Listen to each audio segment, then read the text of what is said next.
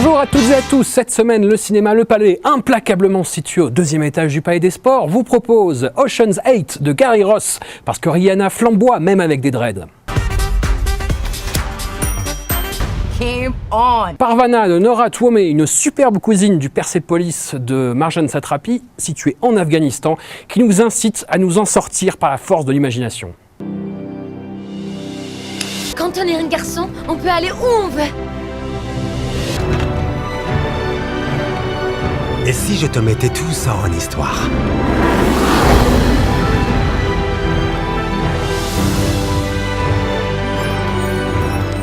C'est une histoire qui finit bien ou qui finit mal?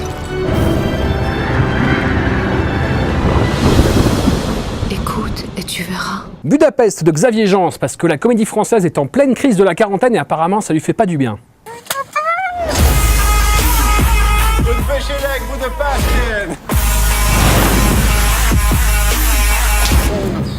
Touche pas. Non, faut pas taper les gens comme ça.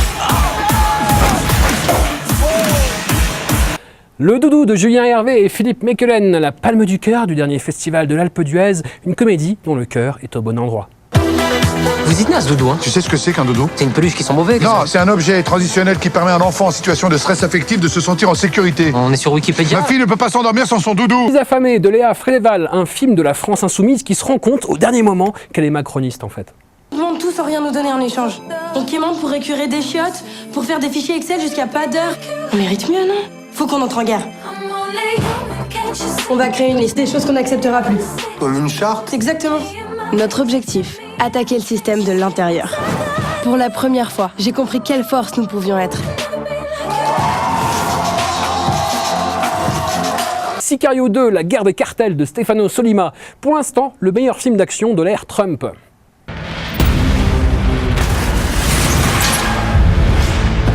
Pas de limite cette fois. Les frères de Bertrand Guéry, un film d'auteur exigeant qui nous rappelle que le rock'n'roll va de pair avec la gueule de bois.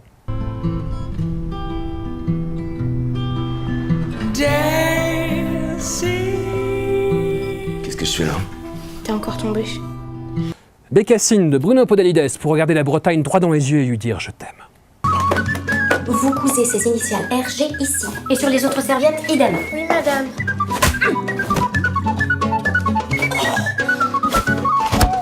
Tamara, volume 2 d'Alexandre Castagnetti, parce que l'ancien chanteur-auteur de la chanson du dimanche devient, l'air de rien, l'un des réalisateurs de comédie française parmi les plus étranges de la décennie. Oui, maman, je t'appelle. À ton avis, pourquoi je suis venue à Paris? Pour changer de vie, je veux de l'aventure, je veux du rêve.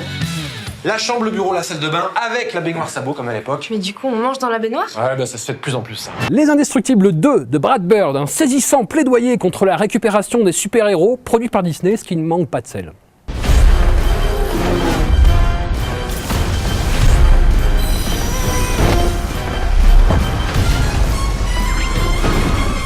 Combustion imminente? Qu'est-ce que ça veut dire? Ça veut dire y a le feu, Robert. Et enfin, le cercle littéraire de Guernesey de Mike Newell, une adaptation mi-figue, mi-raisin du roman, mais avec un superbe casting. If books do have the power to bring people together, this one may work its magic.